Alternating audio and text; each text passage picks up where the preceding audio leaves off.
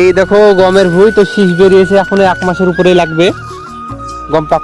Hello বন্ধুরা, আজকে মাঠে রায় কাটছে তো খাবার নিয়ে এসেছি। তো এখন যেহেতু ট্রাক্টরের কাজ নেই, তার জন্য ট্রাক্টর অফ আছে, তো রায় কাটছে, তার জন্য খাবার নেওয়া হয়েছে। তো কাটা প্রায় শেষের দিকে, দেখা যায় রায় হপারে মারবে, তারপর সে চাষ শুরু হবে। তো রায় কাটা চলছে, মাঠে অনেক রায় এখনো কাটতে বাকি আছে, তারপর হয়তো রায় হপারে মারবে, তারপর সে কাজ শুরু হবে। তো এখনো গম শীষ বেরোচ্ছে, এখনো গম কাটতে অনেক টাইম আছে,